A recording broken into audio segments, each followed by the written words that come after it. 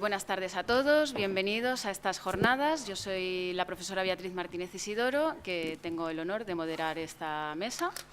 Espero que os sea de interés para todos. Vamos a hablar de las principales novedades de la Ley de Propiedad Intelectual y de la Directiva sobre Copyright. Y va a comenzar hablando la profesora doctora Loreto Corredoira.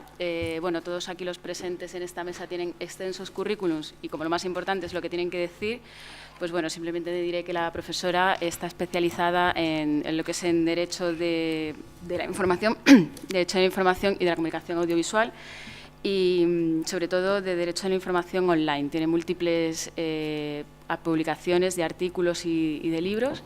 Y cuando quieras, Loreto, te cedemos la palabra. Pues gracias, Beatriz, y gracias a todos, a la plataforma por la organización y el entusiasmo que nos saca a todos un poco de la rutina y de la monotonía.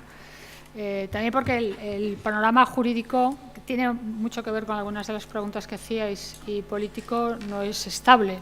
Está claro que una de las cosas por las que estamos aquí es porque cuando un sistema legislativo, en este caso una ley española que está en proceso de constante reforma, como es la Ley de Propiedad Intelectual, no de sustitución, que es lo que muchos querríamos, sino de constante reforma o de parches, y de una directiva que se aprueba en el Parlamento Europeo, pero de la que luego hablaremos, que está produciendo daños y dividiendo al sector, a la gente joven y no joven que trabaja en Internet, pues es que algo pasa, ¿no? Entonces, yo he hecho simplemente una enumeración de 5 cosas que me parece que es de lo que estamos hablando hoy, como veníamos discutiendo ya estos días en Twitter.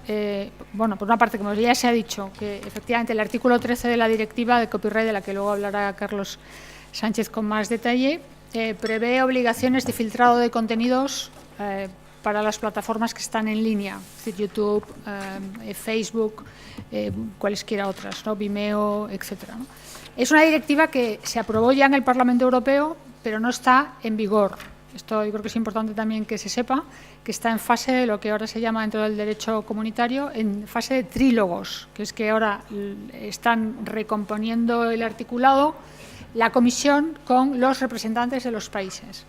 Y hay una cierta esperanza, creo que los que estamos aquí reunidos no queremos que entre en vigor esa directiva, hay una cierta esperanza en que eso no llegue a prosperar, porque se termina la presidencia austríaca en diciembre, entra una nueva presidencia de la Unión Europea y están, como bien sabemos todos, las elecciones ahí al cabo de la calle. Y una comisión, si no lo hace esta Comisión Europea, habría que volver a empezar, ¿no? Con lo cual, está bien que se haga mucha más presión en la opinión pública, porque a mí por lo menos me consta por alguna gente que ha participado en esas reuniones que ellos la Comisión tampoco acaba de ver con claridad que el artículo 13 sea así, ¿no? ¿Qué le pasa al artículo 13? Por lo menos desde el punto de vista de la comunicación, pienso que la causa por la que se hace esa norma dentro de la directiva es, por supuesto, por actualizar el mundo del derecho de autor al ámbito digital, que yo creo que la mayor parte de los artículos de la directiva son positivos para el sector, pero estos en concreto el artículo 13 y el artículo 15, lo que quieren arreglar es lo que se suele llamar la brecha de valor o el value gap, que es supuestamente, porque tampoco hay una clarísima definición de qué es o qué alcance puede tener económicamente, cuáles son las pérdidas de valor, el daño que se le causa a un creador y a la industria de la creación. Creo que es importante distinguir esto porque los creadores, la mayoría de los creadores a los que yo he escuchado en directo o he leído, no quieren este artículo, la mayoría. Otra cosa son las industrias que tienen los derechos de explotación de esos autores, sean editores de periódicos, sean editores de casas de música, como es la Federación Internacional de Fonogramas, u otras organizaciones internacionales, ¿no? Sindicatos, lógicamente, empresariales, que tienen su lógica y que defienden sus derechos. Pero que es distinto el autor, creador, del artista y del productor. Cada uno de nosotros tenemos unos derechos distintos, y aquí sobre todo lo que se discute es el derecho de la cadena final, que es el productor de música o el productor de cine o el editor de un periódico impreso que quiere cobrar por cada clic que se haga en su portada en cualquier parte de Internet, o al menos dentro de Europa. Bueno, entonces esto es una cuestión que yo creo que la mayoría de los expertos, aunque hay muchos informes, no están de acuerdo. O sea que todo el mundo dice que la industria ha perdido dinero y esto creo que no se apoya en datos objetivos ni estudios científicos. O sea, la industria musical se ha recuperado, porque ciertamente tuvo una crisis importante a finales de los 90 como por el auge de la piratería, ¿no? En las que todos lo hemos participado, igual que el cine, pero estamos en otro escenario completamente diferente, ¿no? Donde estamos ante negocios como Spotify o iTunes o cualquier otro sistema de compartir música, que ya no es exactamente lo mismo. Incluso los que estáis aquí, me imagino que ya no habéis ni conocido Napster ni ningún otro sistema de descarga de música que no sea de pago, ¿no? O con publicidad, ¿no? Bueno, ¿qué dicen los interesados o qué han dicho los interesados? Siguiente cuestión, ¿no? Bueno, uno, el Gobierno de España, antes del PP y ahora del PSOE, han votado a favor. Que tanto en las primeras etapas como en la actualidad han votado a favor, ¿no?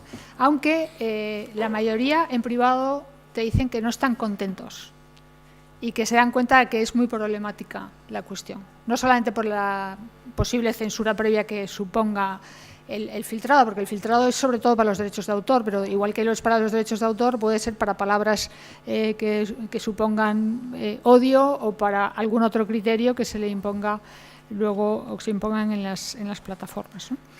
En ese sentido creo que es bueno hacer presión, porque si ninguno estamos contentos con esto, más que un determinado grupo ¿no?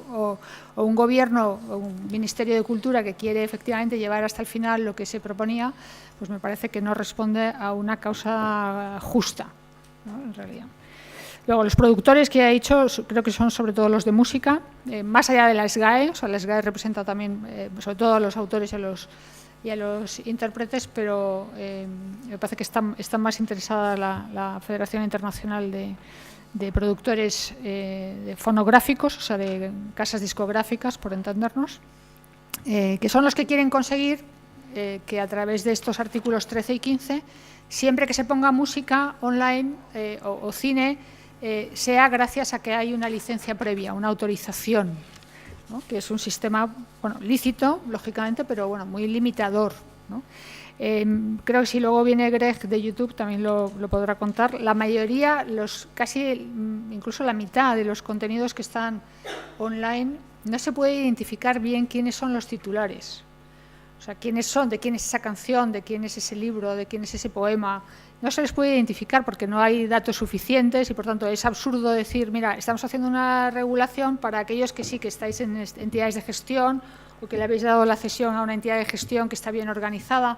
Internet es mucho más amplio que todo eso, ¿no? Y, como digo, el propio YouTube, que tiene un buen sistema de control de contenidos, que es el Content ID, te dice, es que nosotros cuando hacemos el listado de todo lo que se hace al año y sabemos la publicidad que ingresa y queremos localizar a la gente para darle los dineros, es que no sabemos quiénes son. Y aparte del problema de la cantidad ingente de datos que tienen que manejar, ¿no? Para poder localizar que esta canción es de un compositor de Macedonia o de un compositor español que tiene éxito aquí o allá, ¿no?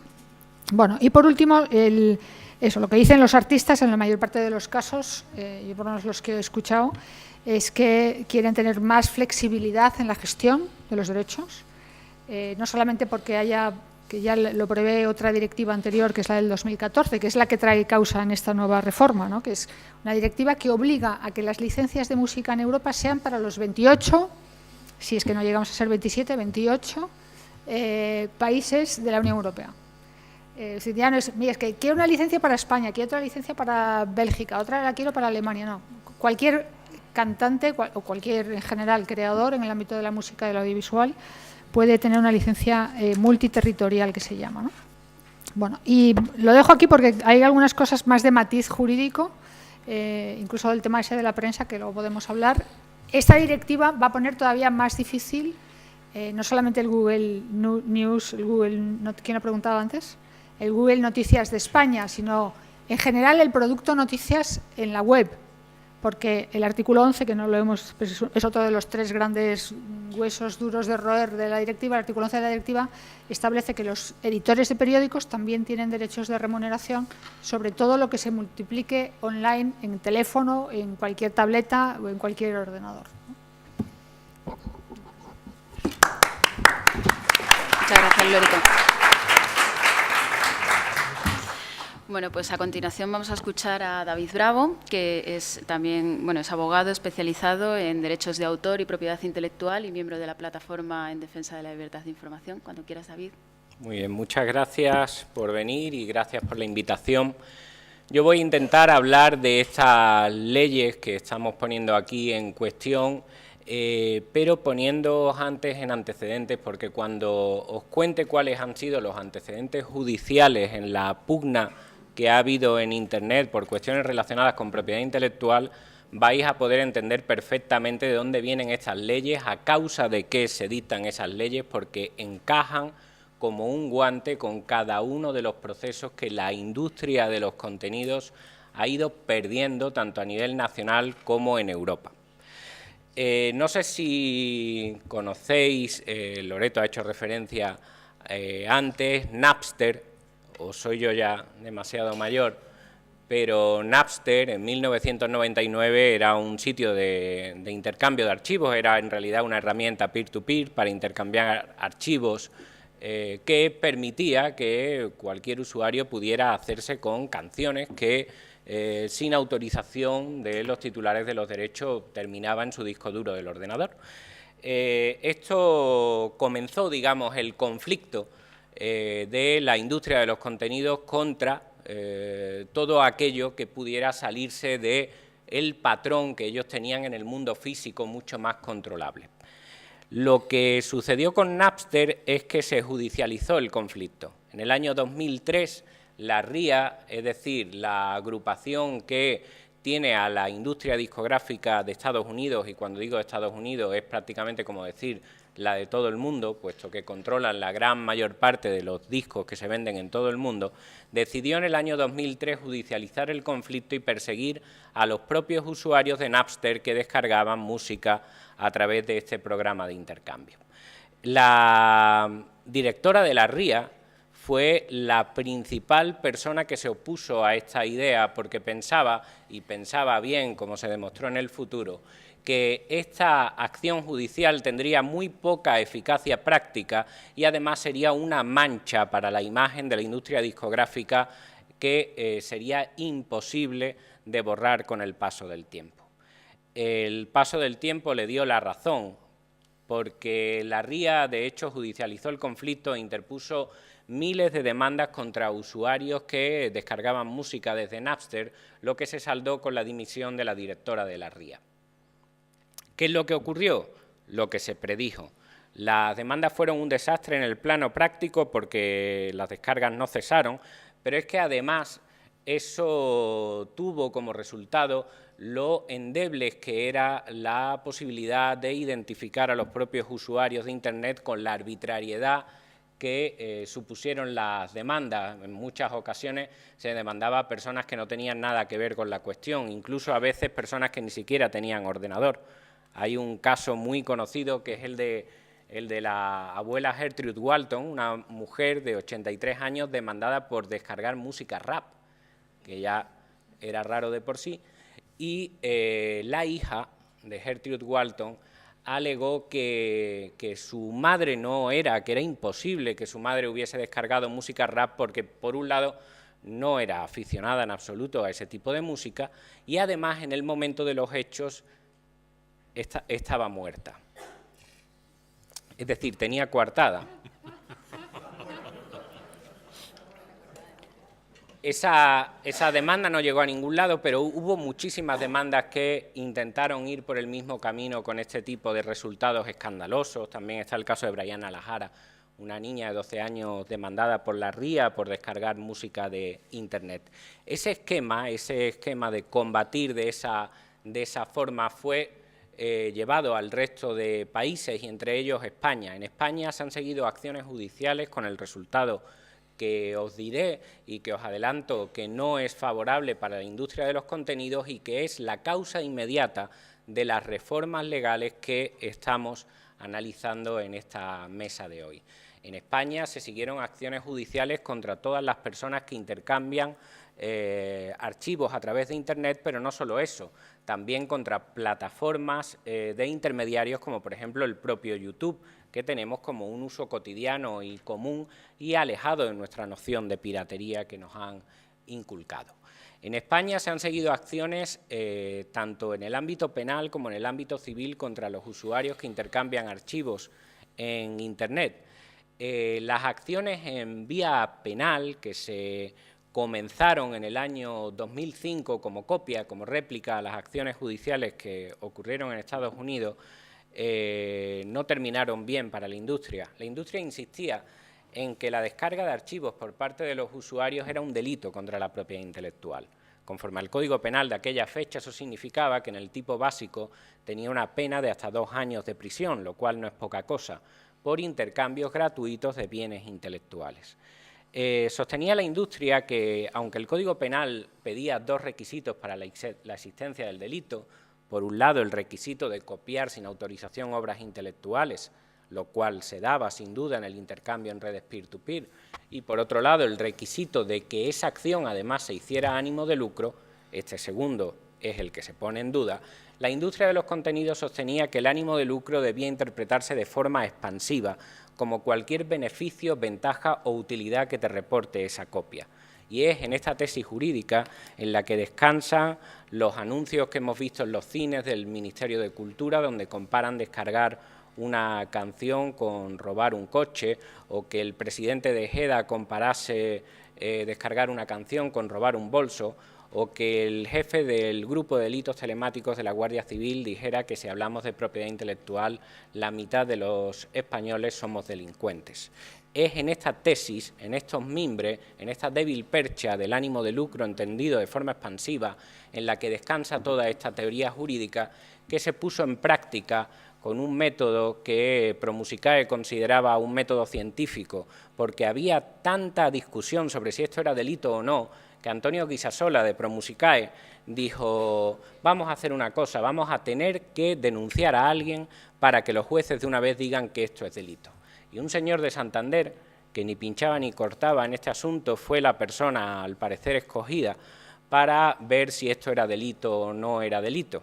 Y lo llevaron por vía penal, pidiéndole penas de prisión a las que se adhirió hasta el propio Ministerio Fiscal.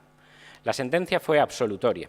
La razón de la sentencia absolutoria está en que en esos 2 requisitos, si bien se daba el elemento objetivo, es decir, esta persona había copiado sin autorización, no se daba el segundo de los requisitos, no lo había hecho con ánimo de lucro. Al faltar uno de los 2 requisitos y se exigen los 2 a la vez, ya no podía existir el delito por el que se le acusaba y esta persona tenía que quedar absuelta. El presidente de Sony en España, después de la sentencia, hizo un análisis de la misma, pues muy tranquilo, en el que decía que se puede ser juez e imbécil, y animaba a la jueza que había firmado la resolución a que estudiara un poco más. Recurrieron la resolución, pero les tocó una audiencia provincial que tampoco había estudiado nada y ratificó la sentencia y, por lo tanto, la absolución de la persona que habían denunciado para demostrar que el intercambio de archivos era delictivo. Como esto fracasó y como la vía civil también fracasó porque no podían identificar a las personas que estaban detrás del número de IP, lo que hicieron fue centrarse en los intermediarios y dijeron: muy bien, pues ahora vamos a ir contra las páginas de enlace y contra las páginas que alojan contenidos que aportan los propios usuarios, como es, por ejemplo, YouTube. El caso de las páginas de enlace comenzó con una redada en el año 2006 en el que fueron detenidas 15 personas que administraban páginas de este tipo. Las páginas de enlace se caracterizan precisamente por estar constituidas de enlaces, es decir, no albergan el contenido, pero sí albergan los enlaces que te dirigen al contenido que otros tienen en su disco duro y que están intercambiando en las redes peer-to-peer con otros usuarios o los tienen alojados en servidores como Megaupload, etc. Después de esta gran redada del año 2006, muchos medios de comunicación dictaron sentencia inmediatamente y decía que se había desarticulado a la mayor organización clandestina europea de piratas en redes peer-to-peer. Sin embargo, las resoluciones judiciales no dijeron eso. Es más, en la mayoría de los casos ni siquiera se fue a juicio. Me sorprendió mucho en aquellos tiempos hasta qué punto los medios de comunicación, que son muy adictos a la palabra presunto por miedo, lógicamente, a cometer algún tipo de delito de calumnias, en esta ocasión la palabra presunto brillaba por su ausencia y el delito parecía que era evidente. Yo he llegado a ver en noticias que se hablaba de que se había encontrado el cadáver de un ganadero semienterrado y la noticia decía el presunto fallecido, decía yo, bueno, además decía el presunto fallecido se le va a hacer la autopsia, que ya es peor, claro, asegúrate antes de hacer la autopsia si ha fallecido, es solo presunto. Y en este contexto donde todo es presunto, sin embargo, las páginas de enlace eran claramente culpables. Pero lo que dijeron los jueces fue lo siguiente. Los jueces contestaban a lo que alegaban las acusaciones particulares, que era toda la industria al completo. Les decían, tiene usted razón, en este caso las páginas de enlace tienen ánimo de lucro, que es lo que usted echaba en falta en el caso de los usuarios, pero lo que no se da en este caso es el otro elemento, porque las páginas de enlace ni copian ni comunican públicamente ningún contenido, puesto que no lo tienen. Eso lo hacen los usuarios, que al mismo tiempo tampoco delinquen porque no tienen ánimo de lucro. Y en esta encrucijada se encontraron y tuvieron el resultado de la absolución también de las páginas de enlace. Entonces se dirigieron a por YouTube, en concreto Telecinco se dirigió contra YouTube por los contenidos y lo hizo en vía civil que tenía YouTube y alegaba que YouTube comunicaba públicamente esos contenidos y que era un explotador de contenido. ¿Qué es lo que dijo la sentencia? La sentencia de la Audiencia Provincial de Madrid, que ratificaba la de primera instancia, decía, no señor, YouTube no comunica los contenidos. YouTube no es un proveedor de contenidos, es un servicio que ofrece un alojamiento a aquellas personas que quieren difundir sus contenidos. Si un youtuber sube contenidos a YouTube, el que está comunicando públicamente los contenidos es el youtuber que se está valiendo de YouTube, que es un intermediario, para difundirlos a través de esa herramienta, pero quien comunica públicamente es el propio youtuber. Y decía esa sentencia que esto es lo que dicen las directivas europeas, que manifiestan que efectivamente los intermediarios que alojan contenido no son los que están explotándolo y que tampoco tienen la obligación, porque es imposible en la práctica, sería equivalente a pedir su cierre, de supervisar uno por uno los contenidos y decidir si están infringiendo o no un derecho de propiedad intelectual o de lo que sea, un derecho contra un tercero, por ejemplo, que afecta al honor o a la intimidad de una persona. Las directivas europeas han dicho, como es importante que sitios como YouTube, pero no solo YouTube, sino Wikipedia, Meneame y, en definitiva, todos aquellos de la Internet colaborativa que conocemos, Facebook, Twitter, como es importante que esto siga existiendo, no podemos trasladarle la obligación de mirar cada contenido, porque eso equivale a que cierren o bien todos o bien a que solo permanezcan los más grandes que pueden permitirse algo al menos semejante a esta obligación. Y entonces el caso de YouTube se perdió. Luego fueron también a por Pablo Soto, que era un informático que había desarrollado la herramienta que permitía el intercambio de archivos, y también perdieron porque decía la sentencia que aunque Pablo había desarrollado una herramienta similar a Napster, lo cierto es que la tesis jurisprudencial desarrollada en Estados Unidos que castiga la colaboración con la infracción no tiene presencia en España. ¿Qué es lo que pasó? Pues que todas las leyes cambiaron. Es decir, mientras que nosotros los seres mundanos, cuando un juez no nos da la razón, lo que hacemos es recurrirla hasta que ya no podamos recurrir más, la industria de los contenidos y los lobbies de la industria de los contenidos, cuando esto ocurre, lo que hacen es que directamente cambian las normas del juego, y eso es lo que ha pasado. Si ahora nos vamos a hacer, que lo haremos, un repaso de las normas del juego actuales, veréis que encajan como un guante con cada uno de los casos que antes os he dicho que la industria de los contenidos ha ido perdiendo, incluyendo literalmente párrafos exactos que son los que echaban en falta la industria de los contenidos y que esgrimían sin existir en aquel tiempo cuando tenía procedimientos judiciales. Para poder llegar a esta reforma hace falta crear un caldo de cultivo propicio que haga que los ciudadanos acepten esas reformas que en un sentido normal no aceptarían.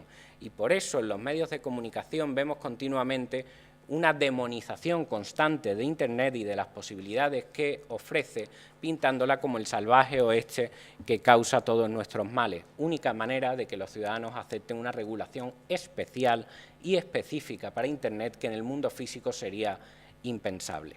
Yo tenía, y voy a ir terminando ya, cuando Google News existía, una manía que era la de buscar en Google News la palabra Internet o la palabra la red para ver cómo era la visión que se daba de Internet en aquellos tiempos, pero también actualmente. Si vamos viendo uno por uno los titulares, nos damos cuenta de hasta qué punto se ha creado bien el caldo de cultivo para que ahora nuestras tragaderas permitan entrar leyes como esta. Si nos fijamos, y los tengo apuntados, los titulares de los periódicos que hablan de alguna manera de Internet o en general de nuevas tecnologías, nos encontramos con cosas como esta. Terror en la red, peligro en Internet, alcohol y drogas, así como Internet, pueden suponer un grave peligro para la juventud. Internet puede llegar a causar daños neuronales. Generación Internet, idiotas o genios. Internet, 20 años de estupidez. Internet y el populismo mataron la verdad. Navegando por Internet hay más riesgo de adulterio. Jennifer Aniston dejó a su novio por culpa de Internet. Los estadounidenses abandonan a los amigos y al sexo por su vida en Internet. Internet, un refugio para hombres sexualmente frustrados. Twitter mató a Michael Jackson sin intermediarios. Natalie Portman y George Clooney fueron asesinados en la red. Internet mata a la enfermera Teresa Romero. Internet mató a muchos famosos en una sola semana. Internet te mata. Ese ya es el resumen. Internet tiene la culpa de que te creas que la Tierra es plana. La gripe porcina se propaga también por Internet. Un niño es asesinado por su Game Boy. Pamela Anderson culpa al Fortnite de que los hombres ya no quieran sexo. Con Internet, Pasteur no habría podido trabajar. La xenofobia baila en Internet. Hitler en Internet. Google abre cajas fuertes. Aprendió a matar gracias a Google. Su ordenador puede ser un zombi. Internet engorda. Y, por último, mi hija se ha quedado embarazada, la culpa es de Internet. En este contexto es cuando se empiezan a anunciar, y no digamos ya cuando hablan de cuestiones relacionadas con piratería o descarga, aquí es cuando se empiezan a anunciar las medidas legislativas. La primera de ellas que comentaremos en la mesa y en el coloquio es la llamada Ley Sinde. ¿A qué responde la Ley Sinde? Pues la Ley Sinde apareció en el contexto en el que la industria estaba perdiendo sus pleitos con las páginas de enlace. Y lo que hacía la Ley Sinde es que decía, pues ahora abrimos una vía administrativa por la cual quitamos la exclusividad a los jueces que estaban dando la razón a las páginas de enlace y ahora el Ministerio de Cultura, que aplaudió la redada del año 2006, será el encargado de dictaminar si estas páginas cumplen o no con la ley y si hay o no que cerrarlas. Una abogada de la industria dejó bien claro la razón de este cambio de árbitro cuando la industria estaba perdiendo el partido por goleada, y justo aquí empezó a remontarlo, cuando le preguntaron en el ABC a qué venía la Ley Sinde y si ganan muchos pleitos en Internet. Y la abogada de la industria dijo, has dado en el clavo, y luego puso un smiley sonriente, literal, ¿eh? Has dado en el clavo, y agregó que la necesidad de esta reforma surge sencillamente de que no se está aplicando el Código Penal de manera correcta. Más claro, agua. Los jueces no están aplicando el Código Penal de manera correcta, puesto que son ellos los que lo aplican, nadie más que ellos, y como no lo están haciendo de manera correcta, la necesidad de esta reforma aparece. ¿Y cuál es esa reforma? Pues que ya no serán en exclusiva los jueces, ni de lo penal ni de lo civil, los que van a decidir si las páginas de enlace o cualquier web infringe o no derechos de propiedad intelectual. Esa es la razón por la que aparece, en palabras de una abogada de la propia industria, la ley SINDE, que aparta a los jueces y permite que el Ministerio de Cultura pueda cerrar páginas web por declararlas infractoras según su criterio de propiedad intelectual.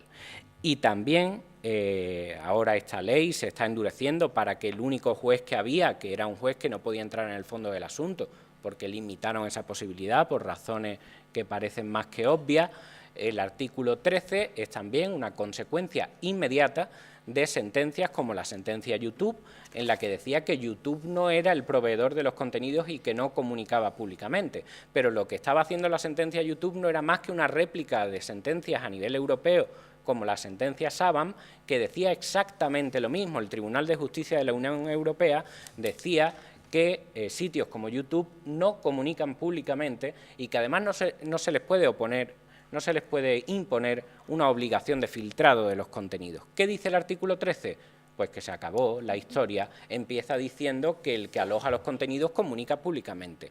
Y se acabó. Se cambian las normas del juego, se imponen los filtros que en la sentencia Saban considera que son contrarios a la libertad de expresión y que ponen en peligro contenidos legítimos, y lo ponen aquí por ley. La manera en la que tiene la industria de acabar con sentencias que no les gustan es sencilla: cambian las normas del juego y se aseguran de no volver a perder. Eso es todo, amigos. Muchas gracias. Muchas gracias.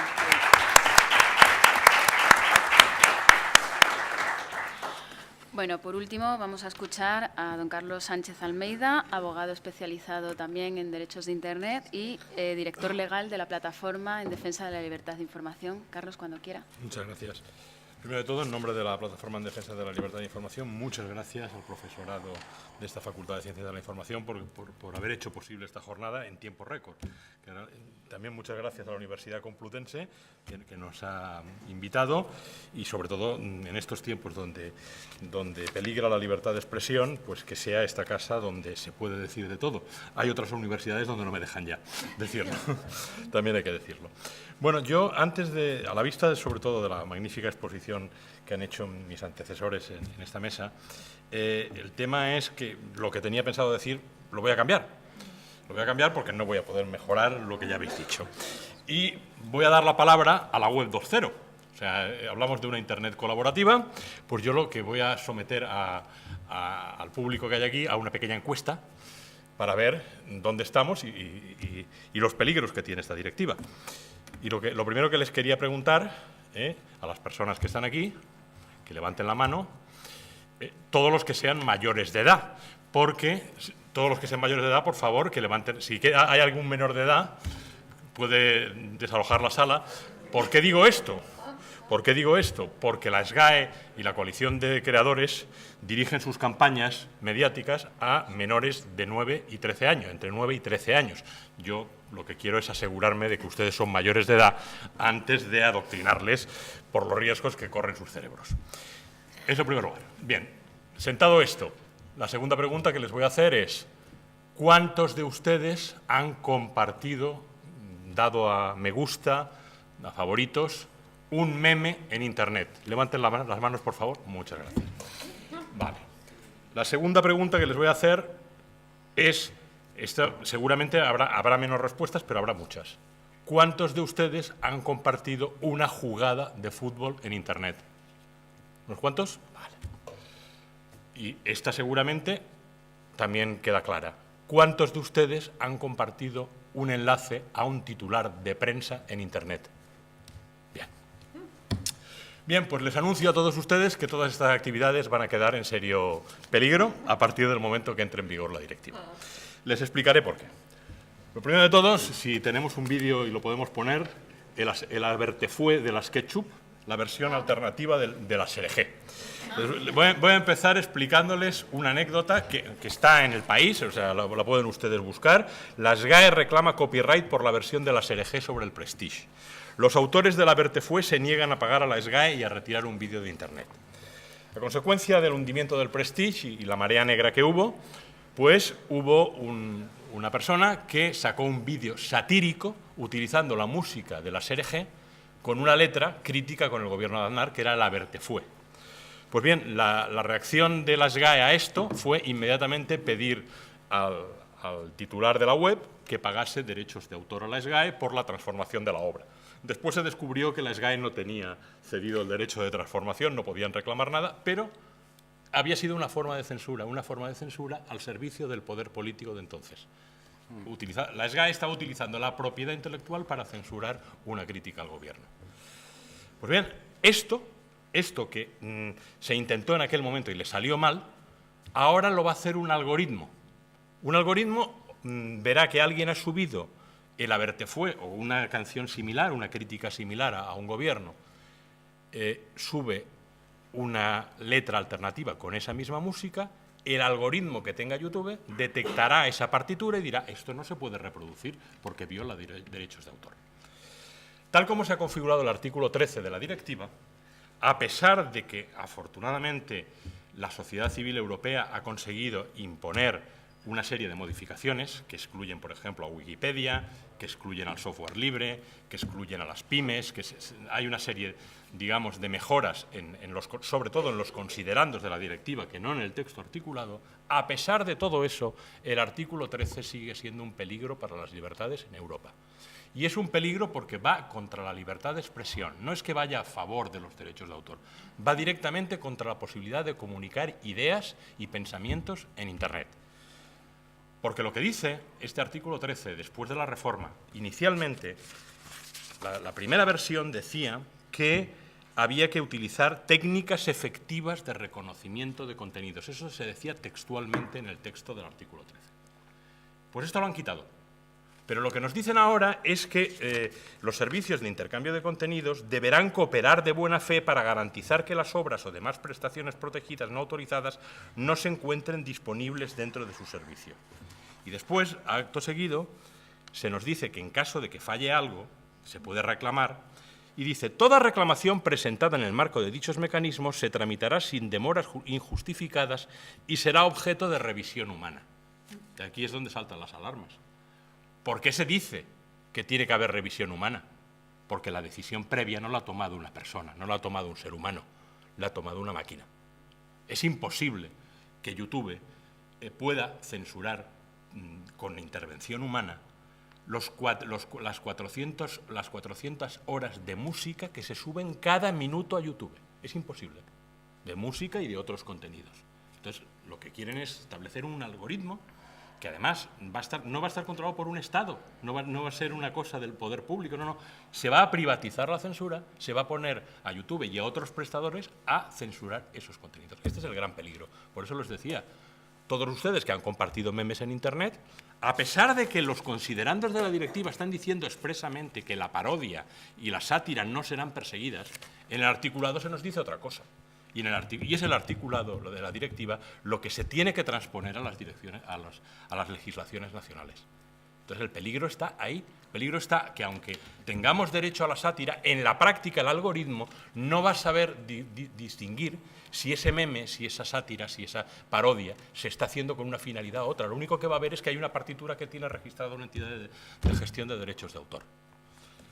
En la página de la PDLI tienen un pequeño cuento que he intentado escribir, soy muy malo escribiendo ficción, se me da mejor la faction, y la cuestión es que explico que ese riesgo de que desaparezca un contenido de alguien puede pasar en cualquier momento. El ejemplo que pongo en el cuento es el de Cumpleaños Feliz, que no sé si sabrán ustedes que sus derechos de autor solamente se extinguieron en 2015, hasta el año 2015 ha estado cobrando la Warner Music, y es una posibilidad cierta de que se censure eso. Les decía antes lo de las jugadas de fútbol. Lo de las jugadas de fútbol tiene narices en todos los sentidos, porque además es algo que se ha introducido de tapadillo, después de todas las discusiones que ha habido, después de las movilizaciones que hubo en julio y en septiembre de la sociedad civil europea, es ya en septiembre cuando se introduce esta enmienda sin haber habido un debate previo, y se nos dice, con un artículo ínfimo, concretamente el artículo 12 bis, protección de los organizadores de acontecimientos deportivos. Los Estados miembros reconocerán a los organizadores de acontecimientos deportivos los derechos previstos en el artículo 2 y en el artículo 3, apartado 2 de la Directiva 2001/29 y en el artículo 7 de la Directiva 2006/115/C. Lo que está diciendo este artículo es que a partir de ahora organizar un partido de fútbol, que quiere decir poner el campo o poner la liga, genera derechos de autor. O sea, el artista no es Messi, el artista no es Cristiano Ronaldo, no. El artista es, qué curioso, Enrique Cerezo. Ese es el artista. Así de claro. Y entonces, incluso ha habido críticas que han dicho, bueno, ¿cómo puede ser organizar un partido de fútbol una obra intelectual? Si las obras intelectuales están tasadas en el artículo 10 de la Ley de Propiedad Intelectual. Y se nos dice que son las obras audiovisuales, las partituras, las coreografías, una serie de cosas, los programas de ordenador, pero lo que no está es el fútbol. El fútbol ha tenido derechos de imagen, ha tenido otras cosas. Entonces el tema es, para que sea obra intelectual a lo mejor es porque se remata de cabeza. Y el rematar de cabeza a puerta, pues va a ser una obra intelectual, porque se hace con la cabeza.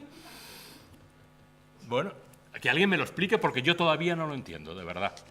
O sea, que se va a perseguir esto tiene una explicación. Y es, evidentemente, los derechos de las televisiones privadas sobre la emisión de partidos de fútbol. Aquí está la clave. Pero poner al mismo nivel una ópera y un partido de fútbol es que ni el peor de los populismos, el más siniestro, ni Corea del Norte ha inventado algo así. Y esto lo vamos a hacer en esta Europa que compartimos. Nos queda el artículo 11, que ya, desgraciadamente, en la práctica está en vigor en España. Es el artículo 32.2 de la Ley de Propiedad Intelectual, el famoso canon AEDE, que provocó precisamente la marcha de Google News de España.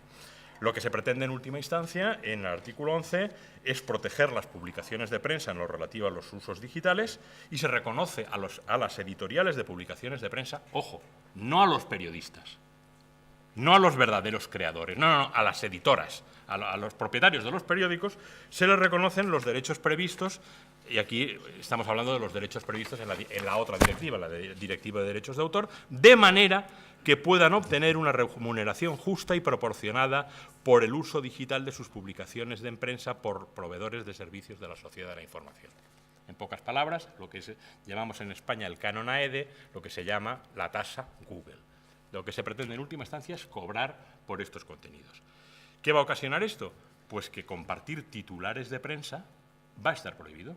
Y para que nos quede más claro todavía, en la reforma, en la última modificación de las enmiendas, se nos incluye un artículo 2 bis que se dice: los derechos a que se refiere el apartado 1 no se extenderán a simples hipervínculos que vayan acompañados de palabras sueltas. Es decir, ya no se puede poner el titular, hay que poner palabras sueltas. Entonces, si ustedes se van a la página principal de un servicio de titulares de prensa que hay en España, que colaborativo, gratuito, como es meneame.net, pues en meneame.net ustedes verán esos titulares, y ustedes imagínense, quiten esos titulares, pongan solamente enlaces y comuníquense en el Arapahoe que se utilizaba en las películas de John Wayne. O sea, como los dobladores españoles, como hacían hablar a los indios, ustedes se acuerdan, ¿no? El how, dos expresiones, gobierno, censura. Eso es lo que nos va a quedar. Ya bien decía Orwell que reducir el lenguaje mediante la neolengua, el último objetivo era reducir la capacidad de razonamiento. Supongo que esto es lo que se pretende con esta modificación de los titulares de prensa. A mí me recuerda un poco, y lo pueden encontrar afortunadamente todavía en YouTube, busquen un gag de Cruz y Raya que se llamaba Alguien ha dicho algo, en el Parlamento, y entonces que empezaba uno de los de Cruz y Raya a explicar unas noticias, unos titulares de prensa precisamente, y le estaban censurando continuamente porque no se podía citar personas. Pues imagínense eso, imagínense a Gila, que también tenía un gag parecido, que hacía confesar a Jack el Destripador a base de indirectas. Alguien ha matado a alguien.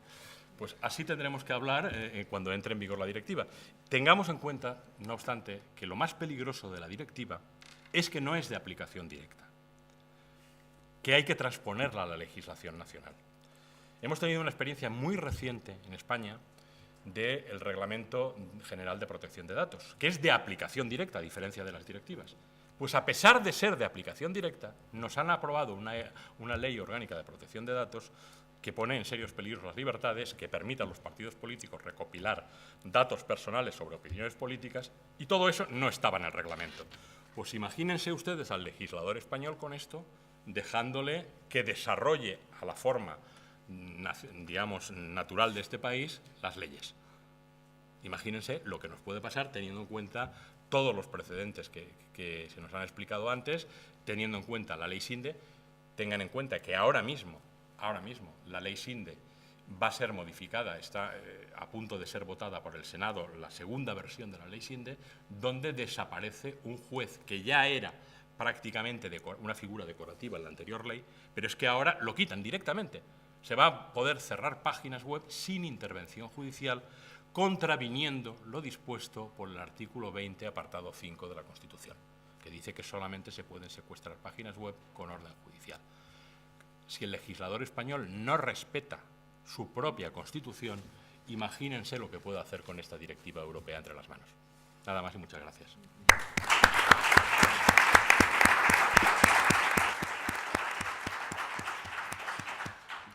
Tenemos unos minutillos antes de empezar con el coloquio a continuación. No sé si alguien quiere hacer alguna pregunta. El vídeo es a continuación, ahora. Sí, por allí. No sé si había un micrófono por ahí. Bueno, por cierto, si esto es un acontecimiento deportivo... Yolanda, ¿se lo puedes dejar a la chica esta? La chica esta que está ahí. Gracias, Lisbeth. Sí. Messi es David, yo soy cristiano. Yo soy cristiano. A ver, que tenemos por aquí una pregunta. ¿Sí?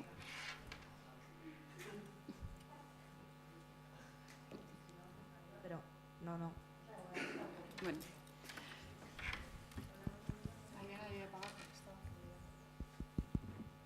Sí. Hola, bueno. ¿No se oye? Bueno, Sí. pues buenas tardes. La verdad es que me ha gustado muchísimo todo lo que has contado, lo que habéis contado de toda la mesa. Pero yo quería hacer una pregunta a David Bravo. Es sobre sobre las legislaciones. También otro problema que yo veo no es tanto los jueces, sino quien hace las normas no es un especialista, o sea, no sabe del tema, que es también lo que yo veo. En cuanto a ciberseguridad, pues leyes que yo he visto es que cualquier informático que vea esas leyes dices, es que aquí hay un agujero, es que aquí yo podría hacer esto y no estaría incumpliendo la ley. Y bueno, mi pregunta es eso, si el problema realmente no estaría más bien en quién hace la ley. Yo creo que, muchas gracias por la pregunta, yo creo que está en las dos cosas. Yo creo que, por un lado, el problema está en que el lobby del copyright desde Estados Unidos, y eso ha quedado de manifiesto por Wikileaks, que ha destapado un poco cómo se mueve la legislación en ese nivel, pide unas normas. Y luego, efectivamente, yo creo que el legislador desconoce la realidad tecnológica, lo cual hace que quede toda norma que se apruebe quede obsoleta, no cuando entra en vigor, sino cuando el legislador la está pensando en el Congreso. Ya hay 5 tipos que han encontrado el agujero del que tú estabas hablando. Yo creo que eso se puso de manifiesto de forma práctica en el experimento que se hizo de tabla SINDE, en el que participamos varias personas y queríamos dejar claro que todo aquello que estaban montando con la ley SINDE se quedaba en nada, porque era muy fácil crear una página de enlaces, teniendo en cuenta que una página de enlaces es puro texto, al contrario de lo que pensaba el legislador, que pensaba que en 3-4 meses se cerraba una web. Pues lo que se hizo con el experimento de tabla SINDE es que una vez me invitaron al Festival de Cine de San Sebastián para hablar precisamente de la ley SINDE y propuse un juego, un experimento, que era que en los 25 minutos que yo tenía de tiempo para exponer por qué creía que la ley SINDE, además de ser una mala ley y peligrosa, era además ineficaz, lo que se propuso fue el experimento de crear una página de enlace en lo que duraba mi exposición sobre lo ineficaz que era la ley Sinde. Bueno, pues en los 25 minutos que duró mi comparecencia allí en el Festival de Cine, se crearon 20 páginas de enlace idénticas a las que pretendían cerrar con la ley Sinde. Esto, por supuesto, molestó muchísimo al director del festival, ya no me invitó más, que dijo que él me había llamado allí para que yo hablara de cine transmedia, que no sé qué es el cine transmedia. Y bueno, me puso verde. En el periódico le preguntaron que cuál había sido el mejor momento y el peor momento del festival, y dijo, el mejor fue hablar de recetas de cocina con Glenn Close, que me parece normal, ¿no? ¿Cuál va a ser el mejor momento si no? Y que el peor, pues que, hombre, que no se puede hablar de que eso es mala educación, hablar del peor momento, que eso, pero vamos, que yo. Así que sí, yo creo que es exactamente lo que tú dices, y creo además que el legislador lo sabe hasta el punto de que Wert, cuando era ministro de Cultura, dijo que las leyes de propiedad intelectual se quedan obsoletas a los 3 meses de su entrada en vigor. Yo creo que es optimista y que queda obsoleto durante su tramitación.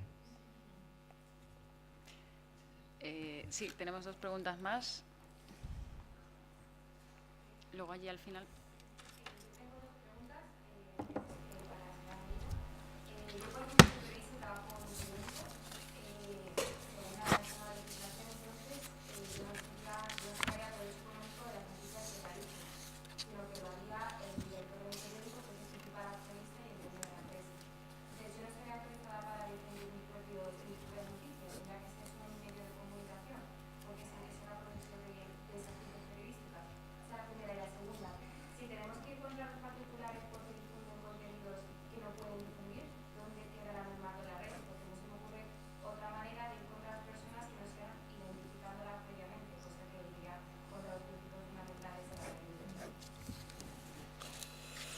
Bueno, pues con respecto a la primera pregunta me gustaría poder responderla, pero es que es precisamente una de las claves de todo esto. Y llevamos un montón de años los sindicatos de periodistas y demás pleiteando prácticamente en cada convenio colectivo de prensa. Por un lado está el tema de la cláusula de conciencia, pero por otro lado está el artículo, como he dicho, el artículo 32.2 de la Ley de Propiedad Intelectual. El tema es, colaborar en un periódico es participar en una obra colectiva. El problema de las obras colectivas en la Ley de Propiedad Intelectual es que los derechos quedan en manos de la persona jurídica que impulsa todo eso. Entonces, aquí habría que batallar un tema, precisamente en los convenios colectivos, como es el derecho del periodista individual a publicar sus artículos de forma independiente cuando hayan perdido valor monetario de impacto de actualidad para el medio de comunicación. O sea, poder hacer recopilaciones de artículos y demás. Eso es algo que tiene que quedar salvaguardado en los contratos de trabajo y los convenios colectivos. Lo que pasa es que esto es un tema que ya, al margen de lo que dice la ley, hay que lucharlo en la negociación colectiva.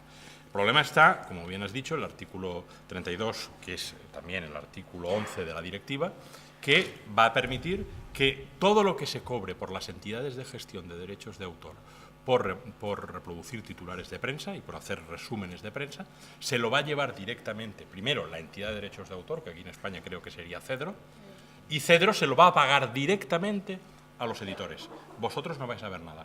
Vosotros, como periodistas, tendréis en todo caso que negociar después qué parte de eso os lleváis, pero no está ni mucho menos garantizado en el texto de la directiva. Es un problema. El otro tema que me planteabas es, bueno, la guerra de siempre, el anonimato. Pues creo que fue en el año 2005, en un acto aquí en Madrid, en un hotel de Madrid, que vino el por entonces ministro Montilla, y estaba en aquel momento Pedro Farré, director de Relaciones Institucionales de la SGAE y después, digamos, director de la coalición de creadores de contenido, que lo que sostuvo delante de muchos periodistas, entre ellos te creo recordar que también estaba Arcadi Espada, la necesidad de un documento nacional de identidad, de un carnet de identidad para circular por Internet. Eso lo ha pedido el representante de la SGAE. Luego pasó lo que pasó con el representante de la SGAE, no voy a hacer demasiada sangre, pero el otro día tuve una discusión muy divertida con la actual presidenta de la coalición de contenidos y estuve por decirle una anécdota que cuenta la historia de Heródoto, que era una anécdota que cuenta que el rey Cambises, para castigar a un juez que había vendido una sentencia por dinero, mandó despellejar al juez y tapizar con su piel el trono desde el que se impartía justicia. Y acto seguido nombró al hijo del juez, que el juez se llamaba Sisamnes, hay algún cuadro que lo explica, que se sentase en ese trono, y lo nombró juez en ese momento y dijo: y recuerda cuando dictes sentencias en qué trono estás sentado, ten muy presente en qué trono estás sentado. Pues eso lo recordé el otro día a la actual directora. Antes que tú estuvo en ese trono Pedro Farré. Y hay titulares de prensa que explican lo que hizo Pedro Farré con el dinero de los autores. No voy a entrar en particularidades. El tema es que esto lo decía alguien, o sea, acabar con el anonimato en Internet es alguien con esa trayectoria posterior. Ese es el tema. Entonces, si algo hemos conseguido en las sociedades libres es el anonimato para circular por la calle, para poder entrar en una farmacia y comprar cualquier producto sin decir quién eres ni para qué lo vas a utilizar. El tema es, vamos a prescindir de ese anonimato que tenemos todavía, hay muchas cámaras por ahí, pero tenemos anonimato. Vamos a prescindir de ese anonimato de poder entrar en un hotel con la persona que yo quiera sin que nadie se entere. ¿Vamos a perder eso en Internet? ¿Vamos a renunciar a todo eso justo en el momento que tenemos una red que potencia nuestras libertades como nunca, que potencia nuestra libertad de expresión como nunca? El miedo del poder es precisamente que utilicemos esa palanca para transformar la sociedad, para cuestionar los modos de control del poder. Ese es el verdadero peligro. Entonces, el anonimato es una garantía. También debo decir, también es un límite. En ocasiones, una voz en Internet es mucho más escuchada si se sabe quién hay detrás. Un anónimo tiene un recorrido determinado, pero el anonimato es una garantía de la libertad. Loreto, ¿querías decir algo? Quería decir una cosa sobre los periodistas, ya que estamos en una facultad de periodismo también, y para los que todavía no egresados o no diplomados, que es muy importante, en la línea de lo que decía Carlos, cuando se hace un contrato como periodista con un medio, mejorar las condiciones que ofrece el convenio colectivo. Ya sé que es difícil, que es la carta a los Reyes Magos, pero al menos, a lo mejor en el primer contrato uno no consigue mejorar las condiciones del convenio, porque el convenio es la base, ¿no? Es que yo, quiero firmar, que la mayoría, y lo veo que es una práctica que es degradante, aceptamos no firmar los artículos, con lo cual esos artículos que no tienen autoría pasan directamente a ese bombo de reparto de los titulares de la empresa. Entonces, pienso que esto es muy importante en los pies de foto, en los gráficos, en los multimedia, siempre la foto. Y también, si podéis poner el copyright, aunque no es lo que hacen hacer el derecho, sí que es lo que te garantiza después derechos de remuneración, ¿no? Porque yo estoy esperando la primera sentencia que diga, esto no es de ABC o del Mundo o de Antena 3, esto es de fulano, de zutano y de vengano. Teníamos una última pregunta por ahí al fondo. Por favor, breve la respuesta, que estamos ya fuera de tiempo. ¿Se oye? Sí. Vale. Mi pregunta es que, a pesar de la ley SIM, de lo que habéis comentado antes, de que quitó la única potestad que tenían los jueces para cerrar páginas web, ¿no es reclamable ante el Tribunal Constitucional, si está protegido por la Constitución, el cierre de una página web que no sea por un juez? Sí, la resolución, bueno, tal y como está hoy en día, el trámite es que vas ante la Comisión SINDE, la Comisión SINDE toma una decisión de cierre de una página web, el Juzgado Central de lo Contencioso Administrativo, con el texto actual, tiene que autorizar la medida de ejecución de ese cierre. Y tú puedes recurrir eso ante la Audiencia Nacional, que es la siguiente instancia, la siguiente es el Supremo, y ya cuando no tienes más instancias te queda el Constitucional, efectivamente. Sí, es recurrible. Bueno, pues damos por finalizada esta mesa. Muchísimas gracias a los participantes por todas sus aportaciones y a continuación tenemos el coloquio de debate